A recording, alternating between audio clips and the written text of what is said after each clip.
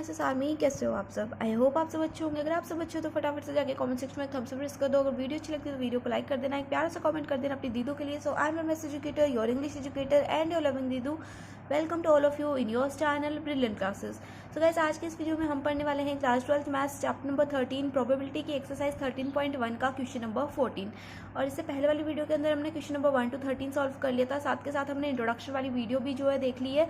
अगर आपने वो वीडियो नहीं देखी है तो जाकर के मेरे चैनल के ऊपर आप चेकआउट कर सकते हो, मैंने प्लेलिस्ट गिवन कर दी है। तो अभी के लिए स्टार्ट करते हैं क्वेश्चन नंबर 14 को। सो क्वेश्चन नंबर 14 हमें गिवन है, given that the two numbers appearing on throwing two dice are different, find the probability of the event the sum of numbers on the dice is 4।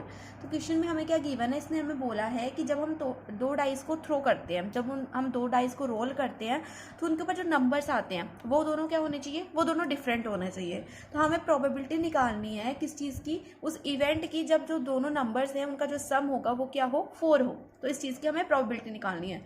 तो इसके लिए हमें conditional probability का question है, तो इसके लिए हमें ई और एफ चाहिए होगा, है ना, क्योंकि हमें तो probability of E by F निकालनी है ना।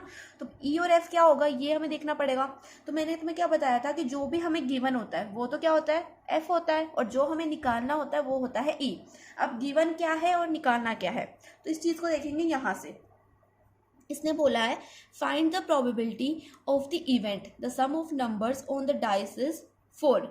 हमें क्या निकालनी है, प्रोबेबिलिटी निकालनी है इवेंट की जब जो डाइस है उसके जो नंबर्स है उनका सम क्या होगा, 4 होगा। ठीक है, और हमें गिवन क्या था, हमें गिवन है कि two number appearing on the throwing two dices are different. जब हम डाइसेस को थ्रो कर रहे हैं तो उनके ऊपर जो नंबर अपीयर हो रहा है, कितने डाइस को थ्रो कर रहे हैं हम, 2 डाइस को थ्रो कर रहे हैं ना, तो उन 2 डाइस के ऊपर क्या हो रहा है, नंबर अपीयर हो रहा है। ये हो गया हमें गिवन, और इसकी हमें निकालनी है प्रोबेबिलिटी। तो ई क्या हो जाएगा हमारे पास, ई इज इक्वल टू आ जाएगा sum of the numbers on dice is 4। जो दोनों डाइस है उनके जो नंबर्स है उनका सम क्या है, 4 है। ये तो हो गया ई जो हमें फाइंड करना है। और गिवन क्या है, two numbers appearing on throwing two dices. 2 numbers appear होंगे जब हम 2 डाइसेस को थ्रो करेंगे। ठीक है, अब क्या करेंगे, हम निकालेंगे probability of E by F. तो पहले तो हम निकाल लेंगे ई। तो ई क्या हो जाएगा इसके अंदर, ई इवेंट क्या बन जाएगा हमारे पास, अगर फर्स्ट डाई के ऊपर आ जाए 1, है ना, फर्स्ट डाई पर 1 आया तो सेकंड डाई पर क्या आ सकता है, 3 आ सकता है। इसने ये बोला ना दोनों डाइस का जो नंबर्स होंगे उनका सम क्या होना चाहिए, 4 के इक्वल होना चाहिए। तो 3 + 4 3 + 1 हो जाएगा 4। ऐसे अगर फर्स्ट डाई पर 2 आ जाए तो सेकंड डाई पर क्या आ सकता है, सेकंड डाई पर भी 2 आ सकता है ना। ऐसे अगर थर्ड डाई पर 3 आ जाए तो सेकंड डाई पर आ सकता है 1। अब तुम बोलोगे दीदू यहाँ पे तो बोला हुआ है कि जो दोनों डाइसेस है वो क्या होना चाहिए, उनके जो नंबर्स होने वो डिफरेंट होने चाहिए। तो लेकिन मैं बोलूँगी कि ये हमें तो गिवन था, फाइंड तो हमें ये करना था ना कि the sum of numbers on the dice is 4। और ई भी क्या था हमारा, sum of the numbers on the dice is 4। इसमें ये नहीं बोला कि डिफरेंट है कि नहीं है वो दोनों नंबर्स, इसलिए बोला है कि उन दोनों नंबर्स का सम क्या होना चाहिए, 4 होना चाहिए। ई के लिए ये कंडीशन थी, तो हम ई के लिए लिख रहे हैं। ठीक है, तो ये जो कंडीशंस हमारी बन सकती हैं जब हम 2 डाइस को रोल करेंगे। अब प्रोबेबिलिटी ऑफ ई निकालो। तो देखो ई के अंदर कितने एलिमेंट्स हैं, 3 एलिमेंट्स हैं, और टोटल एलिमेंट्स सैंपल स्पेस में कितने एलिमेंट्स होंगे। अब मैं बोलूँगी सैंपल स्पेस में 36 एलिमेंट्स। अब 36 कैसे आया, 2 डाइस रोल हो रहे हैं, मतलब पावर क्या लगेगी, पावर लगेगी 2। और डाइस के ऊपर कितनी साइड्स होती है, 6 साइड्स होती है, तो 6 की पावर 2 हो गई 36। तो ये आ गया हमारे पास सैंपल स्पेस। आगे बात समझ में। अब 3/36, तो जब हम इसको कट करेंगे तो चलो कट करना दे दो, क्योंकि ये जो है इसकी जरूरत भी नहीं पड़ेगी, प्रोबेबिलिटी ऑफ ई की जरूरत नहीं पड़ती ना। अब हम निकालेंगे प्रोबेबिलिटी ऑफ एफ। तो एफ निकालने के लिए पहले हम एफ की जो है कंडीशंस लिख लेते हैं। Two number appearing on throwing two dices.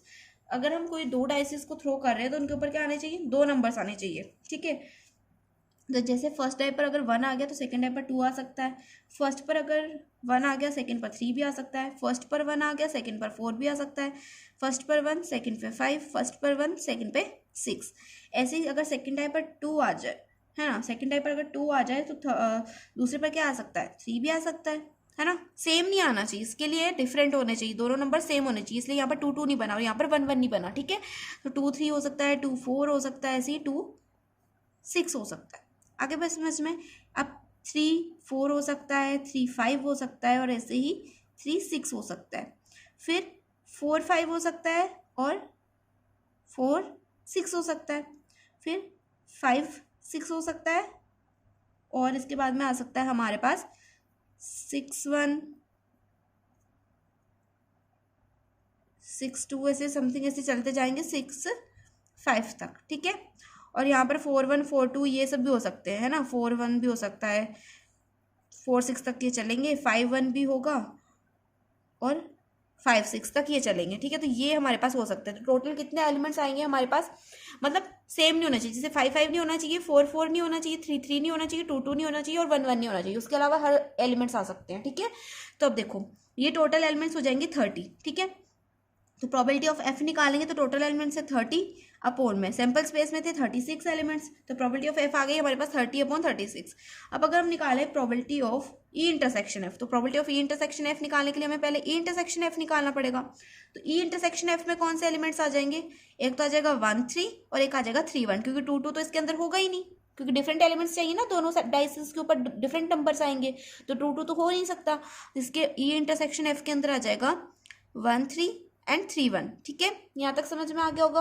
अब देखो तो probability of E intersection F is equal to हो जाएगा 2, टोटल नंबर्स कितने हैं 2 है अपॉन में 36, तो 2/36 आ गया। अब मुझे निकालनी है probability of E by F, तो probability of E by F क्या हो जाएगा, probability of E by F हो जाएगा probability of E intersection F upon में प्रोबेबिलिटी ऑफ एफ। तो probability of E intersection F आया हमारे पास में 2/36, और प्रोबेबिलिटी ऑफ एफ आया हमारे पास में 30/36। तो 36 से 36 कैंसिल, 2/30 को हम लिख सकते हैं, जब ये 2 से कट होगा तो यहाँ पे आ जाएगा 1/15। तो ये हमारा क्वेश्चन नंबर 14 कंप्लीट होता है। अब हम देखेंगे क्वेश्चन नंबर 15। सो देखो गाइस, क्वेश्चन नंबर 15 हमें गिवन है, consider the experiment of throwing a die, if a multiples of 3 comes up, throw the die again, and if any other number comes, toss a coin, find the conditional probability of the coin shows a tail, given that at least one die shows 3। तो ये question जो है थोड़ा सा important है, थोड़ा सा tricky भी है, तो इसको इंपॉर्टेंट टिक कर लेना, क्योंकि ऐसे क्वेश्चंस बन सकते हैं तुम्हारे, ठीक है। तो ये इंपॉर्टेंट क्वेश्चन है। अब देखो इसको समझते हैं एक बार, है ना। इसने बोला है कि हम एक एक्सपेरिमेंट करेंगे एक डाई के साथ में। जब हम डाइस को थ्रो करेंगे, तो अगर डाइस को थ्रो करने पर कोई 3 का मल्टीपल हमारे ऊपर आता है ना, डाइस के ऊपर अगर 3 का मल्टीपल आता है। अब 3 से मल्टीपल होने वाले कौन कौन से नंबर्स होते हैं, 3 से जो है 3 से 1 भी हो सकता है, 3 से 3 भी हो सकता है, 3 से 6 भी हो सकता है मल्टीप्लाई, है ना। तो ये नंबर्स अगर आते हैं डाइस के ऊपर, तब तो हम डाइस को दोबारा थ्रो करेंगे। लेकिन अगर कोई और नंबर आता है, जैसे 2 हो गया, 4 हो गया, 5 हो गया, ये नंबर्स जब आते हैं डाइस के ऊपर, तो अब हमें एक कॉइन को टॉस करना है। तो हमें प्रोबेबिलिटी निकालनी है, कंडीशनल प्रोबेबिलिटी निकालनी है कॉइन की। जब कॉइन क्या शो कर रहा हो, टेल शो कर रहा है, मतलब जब कॉइन को टॉस करते हैं तो उसके ऊपर क्या आना चाहिए, टेल आना चाहिए। उसकी हमें प्रोबेबिलिटी निकालनी है। और किसके रिस्पॉन्स में निकालनी है, जब एक डाई के ऊपर कम से कम 3 आए, सिर्फ एक डाई के ऊपर क्या आना चाहिए, 3 आना चाहिए, at least one die shows a 3। उस टाइम पे हमें निकालनी है कि कॉइन के ऊपर जब टेल आने की प्रोबेबिलिटी हमें निकालनी है जब क्या आ रहा हो, डाई के ऊपर 3 आ रहा हो, ठीक है। इसके रिस्पेक्ट में हमें प्रोबेबिलिटी निकालनी है कॉइन पर टेल आने की, ठीक है। तो इसको जब हम सॉल्व करेंगे तो तुम्हें अच्छे से क्लियर होगा। तो पहले तो हम देख लेते हैं इसकी सैंपल स्पेस, ठीक है। तो पहले तो सैंपल स्पेस लिखते हैं डाइस की। तो डाइस के ऊपर क्या क्या आ सकता है, 1 भी आ सकता है, 2 भी आ सकता है, 3 भी आ सकता है, 4 भी आ सकता है, 5 भी आ सकता है, और 6 भी आ सकता है ना। अब अगर हम निकालें सैंपल स्पेस, अगर डाइस के ऊपर आ गया 1, है ना, अगर 1 आएगा तो हमें क्या टॉस करना है, अगर मल्टीपल ना हो, वो जो नंबर आया है डाइस के ऊपर वो 3 का मल्टीपल नहीं है, तो हमें एक कॉइन को टॉस करना है। तो ये 3 का मल्टीपल नहीं है ना, हम अब टॉस करेंगे कॉइन को। और मान लो कि कॉइन के ऊपर टॉस करने पर आ गया हेड, ठीक है। तो एक तो हो सकती है 1 एंड हेड। फिर वापस से 1 आया तो मैंने कॉइन को टॉस किया, उसके ऊपर आ गया टेल, ठीक है। फिर उसके बाद में डाइस के ऊपर 2 आया, उसके बाद में हमने कॉइन को टॉस किया तो हेड आ गया। फिर 2 आया, फिर टेल आ गया, है ना। उसके बाद में 3 के ऊपर 3 है, तो 3 क्या है, मल्टीपल है 3 का। तो 3 के साथ में हमें डाइस को थ्रो करना है। तो डाइस को जब हम थ्रो करेंगे तो दूसरे डाइस पर 1 भी आ सकता है ना। फिर से 3 आया तो दूसरे डाइस पर 2 भी आ सकता है, 3 आएगा दूसरे डाइस पे 3 भी आ सकता है, फिर 3 के साथ में 4 भी आ सकता है डाइस के ऊपर, क्योंकि जब भी मल्टीपल हो 3 का हमें डाइस को थ्रो करना है। तो वापस से 3 का मल्टीपल है, डाइस को थ्रो करेंगे, 5 आ गया डाइस के ऊपर, 3 आया, वापस से डाइस के ऊपर 6 आ गया, ठीक है। ऐसे चलता जाएगा। अब मान लो डाइस के ऊपर 4 आया, जब मैंने फर्स्ट डाइस को थ्रो किया तो 4 आया, तो 4 मल्टीपल नहीं है 3 का, तो 4 के साथ में हेड आ गया, एक बार 4 आया, फिर से टेल आ गया उसके साथ में, अब मान लो 5 आया तो 5 के साथ में हेड आ गया, फिर से मैंने डाइस को थ्रो किया, 5 आया तो मैंने कॉइन टॉस किया तो उसके ऊपर टेल आ गया। अब मैंने डाइस को थ्रो किया तो उसके ऊपर 6 आ गया। अब 6 तो क्या है, मल्टीपल है 3 का, तो 6 के साथ में दूसरे बार मैंने डाइस को थ्रो किया तो 1 आ गया डाइस के ऊपर, फिर से डाइस के ऊपर 6 आ रहा है तो मैंने दूसरी बार डाइस को थ्रो किया तो 2 आ गया, फिर 6 आया तो फिर 3 आ गया, 6 के साथ में 4 आ गया, 5 आ गया और 6 आ गया। तो ये कंडीशंस हो सकती हैं हमारी जब हम डाइस को थ्रो करते हैं। ठीक है, ये हो गया हमारा सैंपल स्पेस। अब number of S, sample space में कितने नंबर्स है, सैंपल स्पेस में तुम नंबर्स गिनोगे इसमें तो इसमें है 20 नंबर्स। ठीक है, अब ई क्या था हमारे पास, ई क्या होगा और एफ क्या होगा ये मुझे बताओ। तो ई तो क्या है, जो हमें फाइंड करना है, हमें फाइंड करनी है probability of the coin shows a tail, है ना। तो ये हमें प्रोबेबिलिटी फाइंड करनी, तो ये तो बन जाएगा E, coin shows a tail, coin पर टेल आने की प्रोबेबिलिटी हमें निकालनी है। और एफ क्या होगा, एफ क्या गिवन है हमें, एफ हमें बोला है कि tail given that at least 1 die shows 3, और एक डाई के ऊपर एटलीस्ट, एक डाई के ऊपर तो क्या आना चाहिए, 3 आना चाहिए, है ना। तो ये एफ की प्रोबेबिलिटी है, तो यहाँ पर लिख देंगे एटलीस्ट 1 डाई शोज 3। ठीक है, हो गया। हो कि ई के लिए कंडीशंस क्या बन सकती है, ई के लिए हमारे पास क्या बन सकता है, मान लो इसने क्या बोला है, कोइन शोज अ टेल, है ना।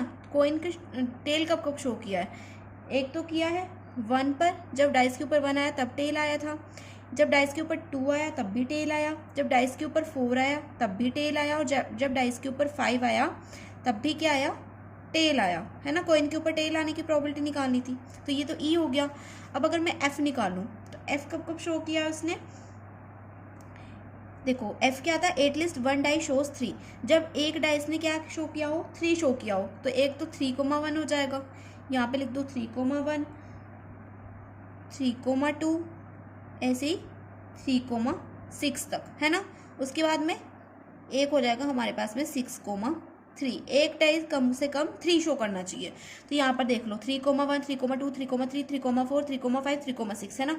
इन्होंने जो है 3 शो किया है, उसके बाद में किसी ने भी नहीं किया, उसके बाद में 6,3 ने 3 शो किया था, है ना। तो ये दोनों के लिए हो गई ई एंड एफ, है ना। अब हमें निकालनी प्रोबेबिलिटी ऑफ एफ, तो प्रोबेबिलिटी ऑफ एफ निकाल लेते हैं। तो प्रोबेबिलिटी ऑफ एफ क्या हो जाएगी, एफ के अंदर कितने एलिमेंट्स है टोटल, ये गिनो तुम, ये 6 तो ये हो गए, 7 ये हो गया, तो 7 अपॉन में टोटल सैंपल स्पेस में कितने एलिमेंट्स हैं, सैंपल स्पेस में यहाँ पर लिखा मैंने 20 एलिमेंट्स है, तो 7/20 आ गई प्रोबेबिलिटी ऑफ एफ। अब अगर मैं निकालूँ ई इंटरसेक्शन एफ, ई और एफ में क्या कॉमन है, यहाँ पर देखो ई और एफ में कुछ भी कॉमन नहीं है, कुछ भी कॉमन नहीं है ना। तो ई और एफ में कुछ भी कॉमन नहीं है, तो यहाँ पर हम लिख देंगे 0। तो अगर मैं निकालूँ probability of E by F, तो ई बाई एफ की प्रोबेबिलिटी क्या हो गई, probability of E intersection F upon में प्रोबेबिलिटी ऑफ एफ, है ना, यही होगा। अब probability of E intersection F तो मेरा 0 आ गया, और प्रोबेबिलिटी ऑफ एफ आ गया मेरे पास में 7/20, है ना। तो 7/20 जब इससे मल्टीप्लाई होगा तो ये तो 0 ही आएगा। तो हमारे पास में जो क्वेश्चन नंबर 15 है इसका आंसर आ गया 0। ठीक है, यहाँ तक समझ में आ गया होगा, क्वेश्चन 15 भी आपको समझ में आ गया होगा, है ना। हमें प्रोबेबिलिटी निकालनी थी डाइस की, मतलब जब कॉइन के ऊपर टॉस करने पर टेल आता है तो उसकी हमें प्रोबेबिलिटी निकालनी थी कि कॉइन के ऊपर टॉस करने पर टेल आना चाहिए। और ये टेल कब आएगा, जब हमारा जो डाइस है एटलीस्ट 1 डाई के ऊपर क्या आना चाहिए, 3 आना चाहिए, तभी हमें जो है प्रोबेबिलिटी निकालनी है कॉइन के ऊपर टेल आने की। ठीक है, तो ये हमारी कंडीशन थी और उससे हमने जो है क्वेश्चन को सॉल्व कर लिया। तो देखो कितना भी बड़ा क्वेश्चन है, तुम्हें पहले क्या करना है, पहले जो लिखना है जो गिवन है, ठीक है, और एक बार पहले चेक कर लेना है कि ई क्या है और एफ क्या है। अगर तुम्हें पता चल गया ना कि ये और एफ क्या है, फिर तो तुम क्वेश्चन को आराम से सॉल्व कर लोगे, क्योंकि फिर तो तुम्हें यही फॉर्मूला लगाना है probability of E by F का, फिर तो कुछ करना ही नहीं है। तो ये सिंपल सा क्वेश्चन था, लेकिन थोड़ा सा इंपॉर्टेंट है, आपको याद रखना है इसको, मतलब याद नहीं रखना, मतलब इसकी प्रैक्टिस कर लेना 1-2 बार। अब हम देखेंगे क्वेश्चन नंबर 16। तो देखो क्वेश्चन नंबर 16 हमें गिवन है, if probability of A is equal to 1/2, probability of B is equal to 0, then probability of A by B is. तो इसमें क्या करना है, हमें probability of A by B निकालनी है। तो probability of A by B का पहले तो लिख दो तुम फॉर्मूला। तो probability of A by B का फॉर्मूला होता है probability of A intersection B upon में प्रोबेबिलिटी ऑफ बी, है ना। अब probability of A intersection B तो हमें पता नहीं है, तो यहाँ पर हम लिख देंगे probability of A intersection B upon में प्रोबेबिलिटी ऑफ बी क्या है, 0 है। तो 0 से हम किसी को भी डिवाइड करेंगे तो क्या हो जाएगा, 0 हो जाएगा, मतलब नॉट डिफाइंड, है ना। तो यहाँ पर हमारे पास probability of A by B क्या आ जाएगा, नॉट डिफाइंड। तो जो आंसर तुम्हारा राइट है उसको क्या करना है, टिक कर लेना, ठीक है। तो ये आ गया नॉट डिफाइंड, ठीक है। अब हम देखेंगे क्वेश्चन नंबर 17। तो देखो क्वेश्चन नंबर 17 मुझे गिवन है, if A and B are events such that probability of A by B is equal to probability of B by A. तो ए और बी क्या है, इवेंट्स है, तो इसे हम क्या बोला है कि ये प्रूव करो कि probability of A by B और probability of B by A क्या है, इक्वल है। तो इनको प्रूव करने के लिए पहले तो क्या करेंगे, पहले तो तुम लिख दो probability of A by B का फॉर्मूला। तो probability of A by B का फॉर्मूला क्या होता है, probability of A by B का फॉर्मूला होगा probability of A intersection B upon में प्रोबेबिलिटी ऑफ बी, है ना, यही होगा ना फॉर्मूला। अब यहाँ पर तुम लिखो probability of B by A का फॉर्मूला। तो probability of B by A का फॉर्मूला होता है probability of B intersection A upon में प्रोबेबिलिटी ऑफ है ना। तो अब देखो, अगर इन दोनों फॉर्मूलाज को अगर हम इक्वल करें, इसने बोला नहीं दोनों इक्वल है, तो अगर यहाँ पर हम इन्हें इक्वल में लिखें, probability of A intersection B upon में probability of B is equal to लिख दें प्रोबेबिलिटी ऑफ ये वाला, है ना, बी इंटरसेक्शन ए अपॉन में प्रोबेबिलिटी ऑफ है ना। ये दोनों हमने इक्वल में लिख दिए। अब क्या करें, अब करेंगे, देखो ए इंटरसेक्शन बी और बी इंटरसेक्शन ए मैंने क्या बोला था, इक्वल होते हैं, है ना। ए इंटरसेक्शन बी कर लो चाहे बी इंटरसेक्शन ए कर लो, कोई फर्क नहीं पड़ता क्योंकि दोनों तो सेम है। तो इन दोनों को हम क्या कर सकते हैं, कट भी तो कर सकते हैं, तो कट कर दिया मैंने। तो यहाँ पर आ गया 1 अपॉन प्रोबेबिलिटी ऑफ बी और यहाँ पर आ गया 1 अपॉन प्रोबेबिलिटी ऑफ ए। कोई दिक्कत नहीं यहाँ तक। अब इनको तुम कर दो क्रॉस मल्टीप्लाई, यहाँ पर मैंने क्रॉस मल्टीप्लाई कर दिया भाई। तो क्रॉस मल्टीप्लाई करते प्रोबेबिलिटी ऑफ बी इधर चल जाएगा, प्रोबेबिलिटी ऑफ ए इधर आ जाएगा। तो यहाँ पर आ जाएगा probability of A is equal to probability of B. तो यहाँ पर हो गया ना probability of A is equal to probability of B. तो ये हो गया प्रूफ। यहाँ पर हमारा क्वेश्चन नंबर 17 में क्या होता है, कंप्लीट होता है। और इसी के साथ हमारी एक्सरसाइज 13.1 भी कंप्लीट होती है। अगर आपको मेरी एक्सरसाइज का एक्सप्लेनेशन अच्छा लगा हो तो प्यारा सा कमेंट कर देना ज़्यादा, और अगर चैनल यूजफुल लगता है तो सब्सक्राइब कर देना। और अब देखेंगे नेक्स्ट वीडियो के अंदर 13.2 का इंट्रोडक्शन। सो अभी के लिए बाय, टेक केयर।